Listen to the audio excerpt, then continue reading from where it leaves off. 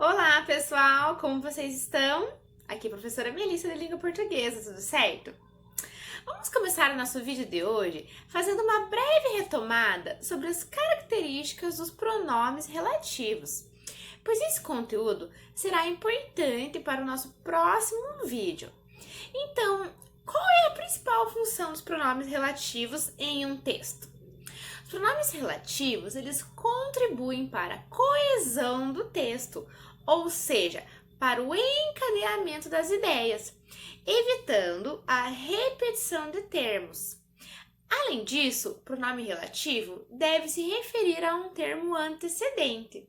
As palavras que, quem, o qual, a qual, os quais, as quais, onde, quanto, quantas, quantos, cujo, cujas, são exemplos de pronomes relativos. Então, observem ali alguns exemplos dos pronomes relativos em frases. Alguns adolescentes usam uma linguagem própria da internet para se sentirem aceitos nos grupos sociais em que estão inclusos. Então, notem que o pronome relativo, para evitar a repetição e colaborar com a coesão de uma frase, de um texto, ele retoma um termo anterior, nesse caso, em que, nos grupos sociais, em que estão inclusos, certo? Próximo. É necessário ter acesso a livros e revistas, cuja linguagem seja formal. Então, aí temos mais alguns exemplos dos pronomes relativos. A palavra que é muito importante na língua portuguesa e tem vários significados. Para que ela possa ser classificada como um pronome relativo, deve ser possível substituí-la por os quais, o qual, as quais ou a qual. Observe no exemplo. Também, na faixa de 5 a 13 anos, existem 292 mil crianças que trabalhavam na produção para consumo da família, como aquelas ocupadas na agricultura de subsistência. Percebam que eu posso trocar o pronome relativo que por as quais, por exemplo. Também, na faixa de 5 a 13 anos, existem 292 mil crianças, as quais trabalhavam na produção para consumo da família, como aquelas ocupadas na agricultura de subsistência. Então, essa é uma forma de eu ter certeza que a palavra que é um pronome relativo. Basta tentar realizar esta substituição. Do mesmo modo, nesse próximo exemplo, quando eu falo a linguagem que os jovens usam na internet nem sempre é a mais adequada, eu também posso substituir e deixar assim: a linguagem a qual os jovens usam na internet nem sempre é a mais adequada. Então, essa substituição é uma forma de confirmar. Agora que já revisamos os pronomes relativos, vamos fazer a leitura de um texto que está na página 42 do material didático sobre a literatura de cordel. Vamos lá! Vou contar para vocês o que deixou tão contente todo o nosso país, porém especialmente a quem é a todo instante um público tão importante, criança e adolescente. Quando no ano 90, julho, convém ressaltar, o governo federal resolveu sancionar o estatuto por lei, que muito serviu, direi, para nos auxiliar. Antes dos anos 90, lembram bem as entidades e toda a população as reais dificuldades para a criança e adolescente, em especial carente de família de verdade. Por isso, esse público-alvo tem muito a comemorar. Também todo o segmento que esteve a lutar. Não só no 13 de julho podemos mostrar orgulho, pois o ECA está aqui. Mas é inútil, amigos, se ficarmos todos sós tentando fazer cumpri-lo. Temos que juntar a voz. E após ser sancionada, pouca gente acreditou que fosse posta em prática. Porém, tanto se lutou, agora temos a lei. E então, amigos, sei que a espera terminou. Só sabe o valor do ECA quem vivia a perecer, à busca de um auxílio para poder se defender. Sem o ECA, o público em questão vivia sem solução, sem saber o que fazer. Mas para firmar o ECA não foi fácil não. movimentos sociais, lutando, deram-se as mãos e, juntos com a sociedade, defendendo tal idade. Conseguiram essa ação. Sempre que alguém precisar, deve o ECA apresentar, para desatar os nós.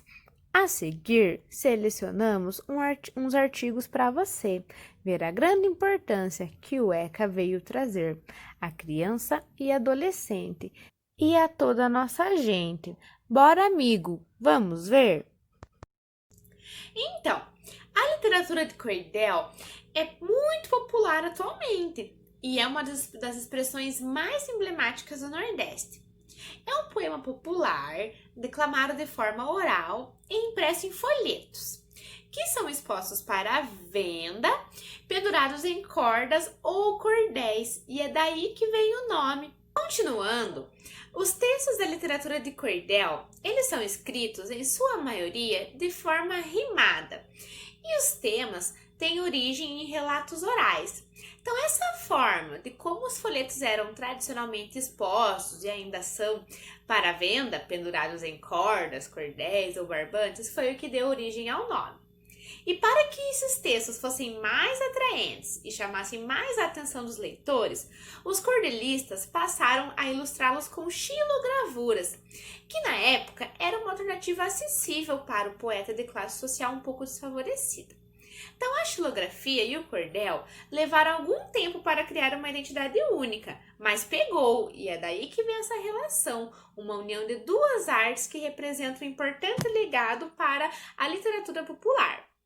A xilogravura é a técnica de gravura, na qual se utiliza uma madeira como matriz que possibilita a reprodução da imagem gravada sobre o papel ou outro suporte adequado. Então, eu acredito que se vocês se relacionarem com o carimbo, vai ser mais fácil de entender, porque são processos bem parecidos. Então, esse exemplo de xilogravura que temos também é para retomar o que eu falei para vocês, que a xilogravura ela começou a ser utilizada com o objetivo de chamar a atenção dos leitores para a literatura de cordel, já que esses folhetos ficavam pendurados nos barbantes. Então, esse exemplo é um folheto que teve muito sucesso, vendeu vários exemplares do José Francisco Borges.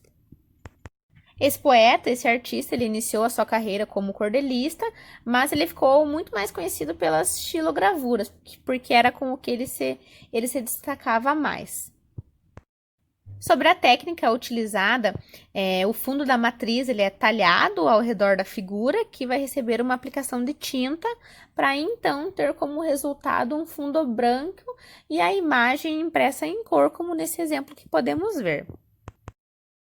Pessoal, apenas retomando o que falamos no vídeo de hoje, então iniciamos comentando sobre os pronomes relativos, que têm a função de retomar termos anteriores para evitar a repetição de palavras nos textos, para deixá-los mais coesos. Além disso, também focamos um pouquinho no pronome relativo que, para realmente ser um pronome relativo, temos que conseguir fazer aquela troca por a qual, as quais, o qual, os quais, enfim. Além disso, também falamos um pouco sobre a literatura de cordel, que tem algumas características importantes. Pois é um tipo de texto muito popular, principalmente no Nordeste, é declamado de forma oral, e o fato de ser pendurado em folhetos, nos cordões, nos barbantes, foi que deu origem ao nome de literatura de cordel. Além disso, retomando o exemplo que o material didático nos trouxe da literatura de cordel, que eu mostrei para vocês sobre o Estatuto da Criança e do Adolescente, do cordelista Manuel Belizaro, vou ressaltar que esse autor, ele tem uma característica que é o quê? Escrever sobre temas atuais. Então, esse foi o exemplo que o material didático trouxe, que eu exemplifiquei para vocês aqui. Pessoal, então espero que tenha ficado claro para vocês os dois temas que estudamos hoje sobre a revisão dos pronomes relativos, que vamos utilizar no nosso próximo conteúdo, sobre a literatura de cordel, ok? Então, na descrição do vídeo eu vou deixar um link com uma atividade em PDF para que vocês possam realizar com calma a fim de fixar o que estudamos hoje, combinado? Então, já, daqui a pouquinho, eu volto para realizar essa correção. Até logo!